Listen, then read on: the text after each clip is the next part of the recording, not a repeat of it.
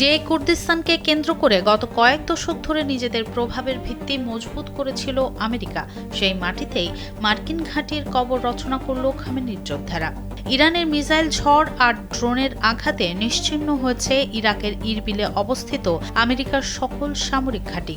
সম্প্রতি ইরানি সামরিক বাহিনীর মুখপাত্র ব্রিগেডিয়ার জেনারেল মোহাম্মদ রেজা আক্রামিনিয়া এমন এক চাঞ্চল্যকর তথ্য সামনে এনেছেন যা কাঁপিয়ে দিয়েছে বিশ্ব ভূরাজনীতি। সংবাদমাধ্যম মিডল ইস্ট আইয়ের প্রতিবেদনে উঠে এসেছে তার ক্ষুরধার বক্তব্য। স্যান্ডেলিনা সো, রূপচর্চায় আভিজাত্য।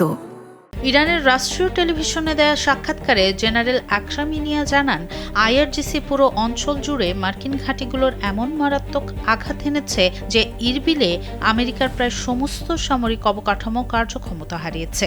দক্ষিণ ইউরোপ থেকে ভূমধ্যসাগর পুরো অঞ্চল জুড়ে ছড়িয়ে থাকা মার্কিন সামরিক ঘাঁটিগুলোও এখন পঙ্গুপ্রায়। সেই সাথে সেখানে সক্রিয় ইরান বিরোধী গোষ্ঠীগুলোর কোমরও ভেঙে দেওয়া হয়েছে।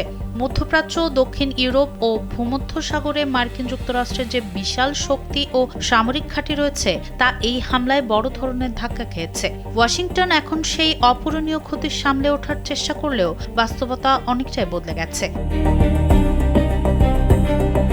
শুধু গতানুগতিক ক্ষেপণাস্ত্র নয়, ড্রোন প্রযুক্তিতেও ইরান এনেছে এক নতুন মোড়।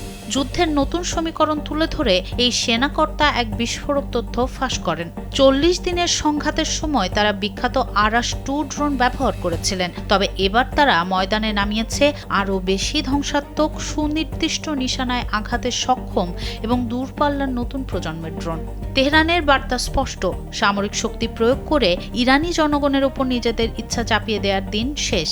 আমেরিকা এই বাস্তবতা না মেনে নেওয়া পর্যন্ত প্রয়োজনে আরও সামরিক অভিযান চালিয়ে যেতে প্রস্তুত খামেনির বাহিনী।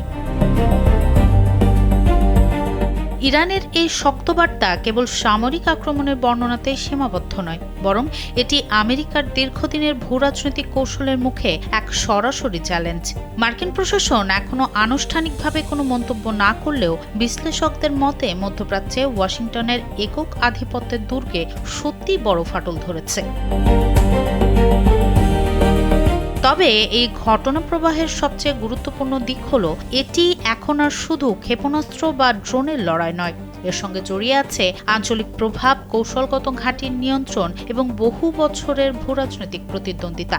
ফলে ইরবিলকে ঘিরে ইরানের এই দাবিগুলো সত্য মিথ্যা যাচাইয়ের অপেক্ষায় থাকলেও মধ্যপ্রাচ্যের উত্তেজনা যে নতুন মাত্রা পেয়েছে সে বিষয়ে বিশ্লেষকদের মধ্যে দ্বিমত নেই। সোনম সিদ্দিকী, কালবেলা।